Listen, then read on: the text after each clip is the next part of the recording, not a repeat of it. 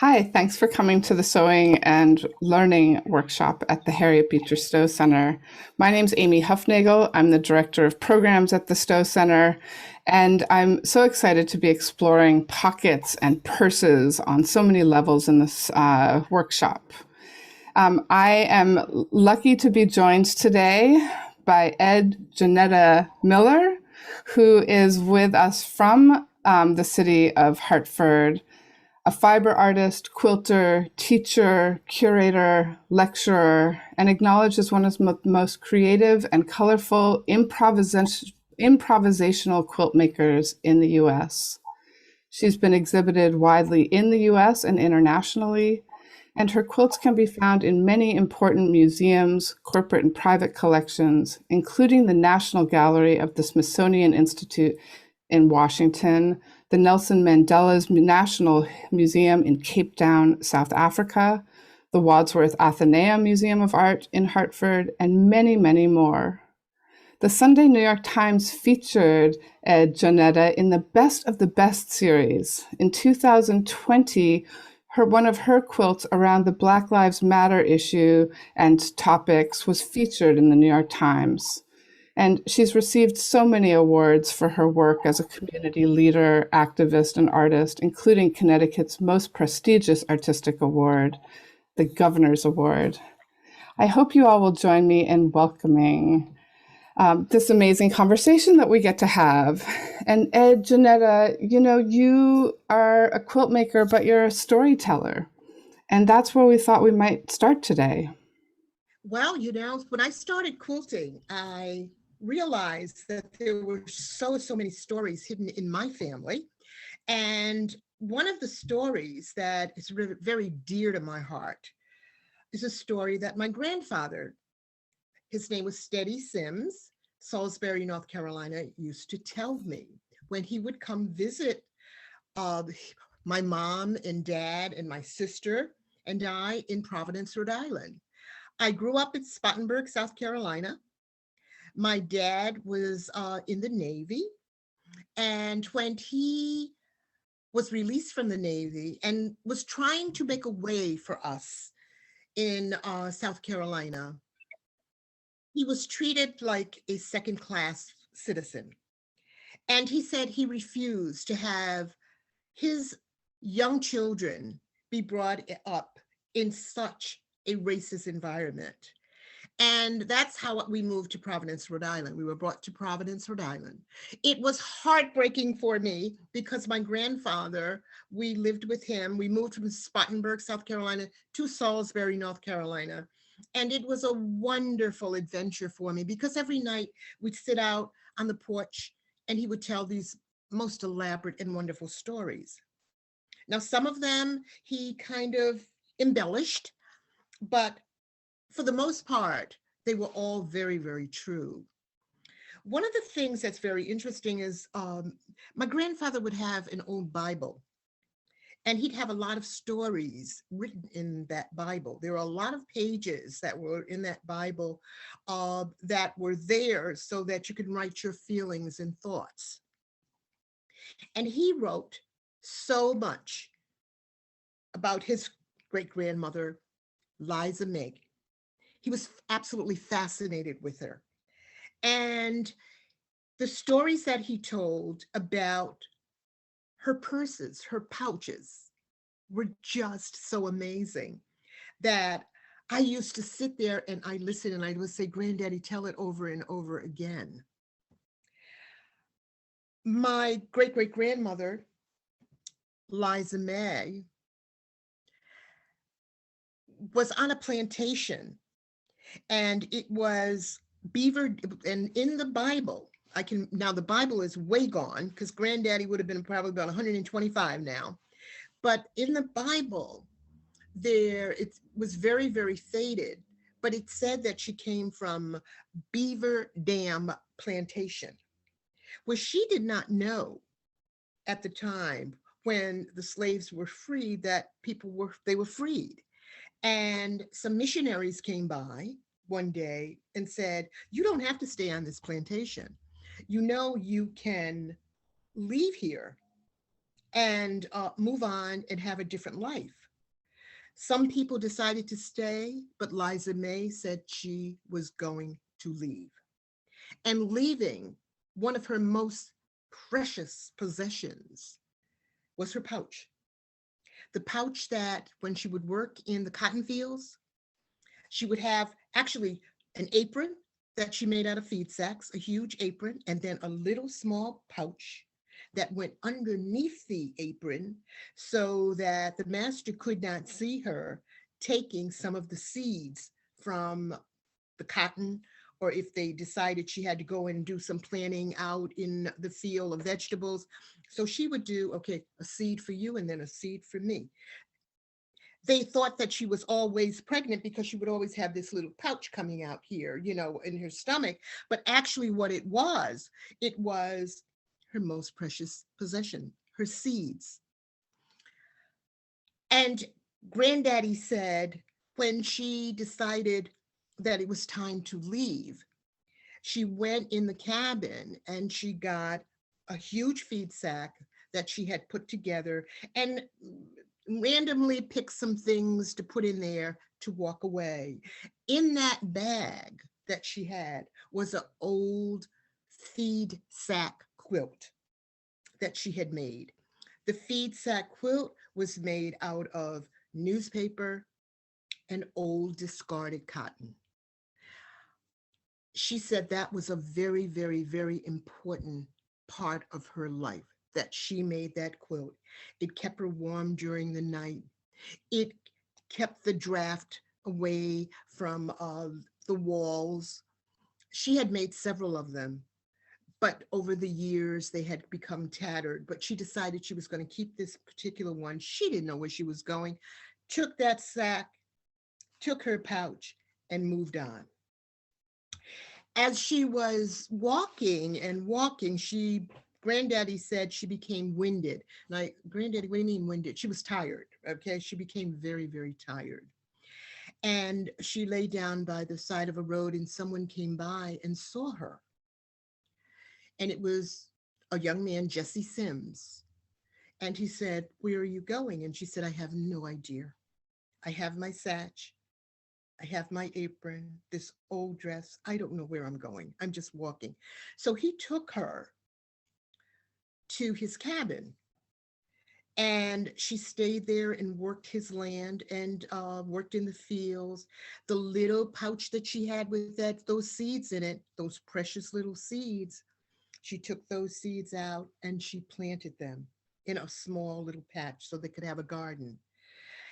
After about a year and a half, they married and had 5 children. Each child, each one of them had to have a pouch.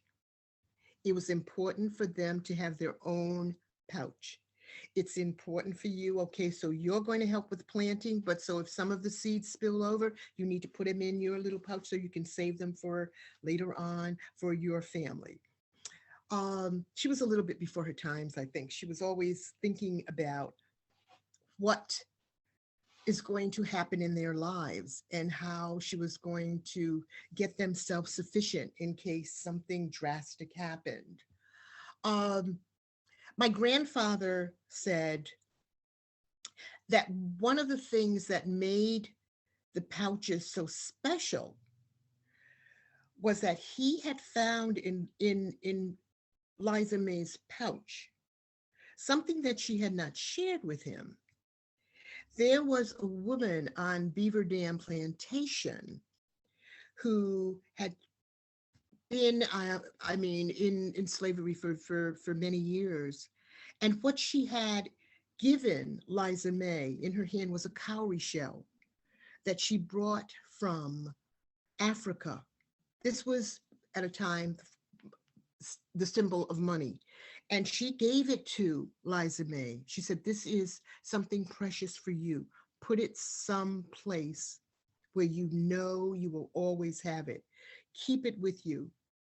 It will bring you peace and it will bring you luck." So in that pouch, not only was the seeds, but a cowrie shell that she carried with her and was buried with it. She was a remarkable woman. She had the children every evening sit by the fire, a little tiny fireplace, and quilt. Everybody had to learn to sew. It was very, very important for your survival. Clothes were made out of feed sacks. Our quilts were made out of feed sacks. It was something that kept you warm during the night, but also something to cover your body.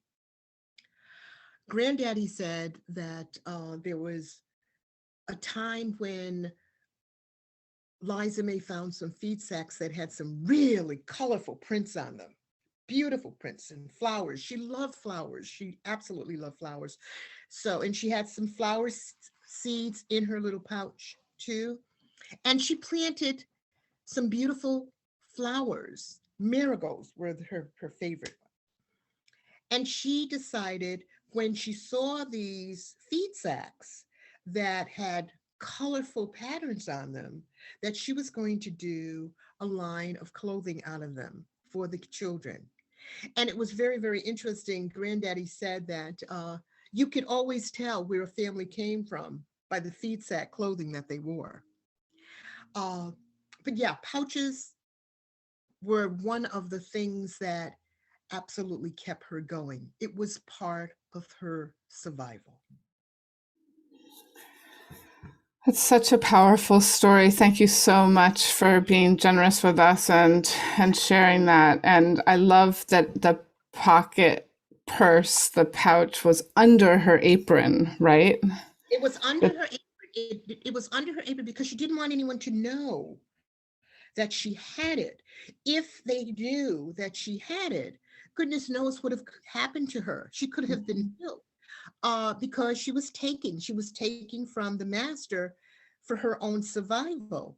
It was not a lot of seeds, but it was enough so that when she did get to wherever she was going, she was able to plant and have her own garden. And that kept on making it survive. One of the interesting things that happened this morning, I was telling my I was actually was I'm losing track of time because I've been running like a crazy lady. But when I was talking to the seniors over at the North End Senior Center, the Senior Center in North End Hartford, we have a senior there. Her name is Hattie Henry, who was in one of my quilting classes, and she's 102. And we talked about pouches and the importance of pouches. And she said, she picked up her little bag that she had and she said, girl, I'd be lost without this. Okay, I would be. This carries my life. Okay, so our pouches are so important to us, and I celebrate them. I saw that you had sewn a couple to show people the sort of size of the pouch you were talking about. Are those within easy reach of where you're sitting right now? Will you share what you had just sort of done as a sort of like? Well, my grandfather had said, that the pouches were varying sizes, and sometimes they could have 2 or 3 pouches on them, not just one. Okay. So I decided to, I don't know if you can you see this one? Yep. This is a larger one that's just in cotton, like it would just plain cotton. Yep. Now this one was a flour sack. Yep. A different size. And then this one I found, which I thought was so interesting, said Mark Twain on it. So it was a different size. But the literary flower. Yes, exactly. And so they were all different sizes. And my grandfather, I remember saying that sometimes the sacks had like ink. They had to learn how to set the ink because in washing the sacks, the ink would kind of like spread everywhere. So they would use a solution. He said that Liza May used a solution of vinegar and baking soda, I think it was, or baking powder. No, baking soda. And what was interesting, when I was in Africa, And I was visiting a small village where all the women had pouches. Okay, all the women had pouches. And I was watching some of the indigo dyers in Nigeria. And a lot of times they set the dye with either urine or with apple cider vinegar or just white vinegar. Mhm. So I said, so that tradition is Absolutely. carried Really on. interesting. It's very, very interesting and carried on. But Hattie Henry was really interesting in this when she was jumped up and she said, what she said to me was that she's 102. Her grandfather lived with them, never ever really wanted to talk about his experiences on the plantation. But he did say that one of the things that his mother made was tobacco pouch quilts. Tobacco came in these little tiny pouches, just like it was just the same kind of style like this, which you pull. And his job was to, as people were picking cotton or vegetables, he would go around and pick up all of the little pouches, the little tiny pouches, bring them back to the cabin, and they would wash the pouches with lye soap, let them bleach out in the sun, and then they'd stuff them with cotton, and they would sew them together and make a tobacco pouch quilt. They had thousands of bags everywhere because people would use the tobacco or they would use the snuff. And so what they would do is to keep everything, and then they would get them and gather them, and then they would have a huge quilt project. They would have a huge quilt project and put them all together. It just is such a beautiful ingenuity, right? Of using the discard and then filling it with the cotton to make it warmer and softer. I mean, it's a beautiful image of ingenuity and, of course, necessity that makes me sad. And Um, but using every inch of the pouch. So the right. pouch helped us survive. Well, and I think of what I would put in my pouch if I had to leave my house right now at this moment. Like, what would fit in my pouch and what would I take? I love the idea of things that are sentimental. Like those are Exactly. the cowrie shell is really not, it is about this sort of roots and connection to place and Exactly. friendship and people, the people you had to leave behind as much as you were walking away, where there was the leaving behind part. Exactly. Um, Well, and yeah, I agree with you. I think that it's so, so important. And all of us have to think about, what does the pouch mean to me? Okay, or to you. One of the things I've decided to do, because I've just been so taken with this project, I'm going to make pouches for all of my relatives. And I'm going to put cowrie shells in it and special little homemade gifts. oh my And goodness. and then I'm going to tell us little tiny story on the back of the pouch, sign it, and hopefully that can carry on a little bit of my legacy from my family.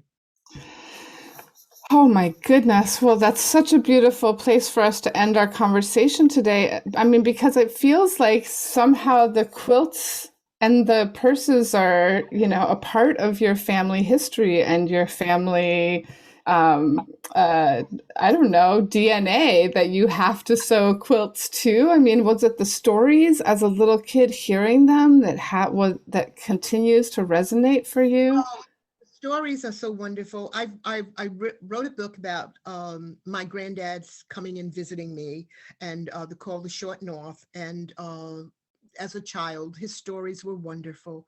And then I'm doing the story about Liza May and her pouch, and her life. And I think that I have the quilting is in me. It's my grandmother Ruby, it's my mama Dora, it's my daughter, even my son. Okay, all of them know how to do textiles. My son is can weave. My daughter is a quilt artist as well. And so I think it's just very, very important for me to pass on my knowledge and my legacy to as many people as I can. I want to open it We up to as are, we are truly inspired audiences by your creative endeavors, by your attention to our legacy and our history. Thank you so much for thinking so much about the pouches. Thank you so much for making them for your family. That makes us all happy here at the Stowe Center. And we look forward to the next time we can see your work and go and visit the website of Edjohnetta Miller as soon as you can. Thank you very much. It was a wonderful, wonderful evening.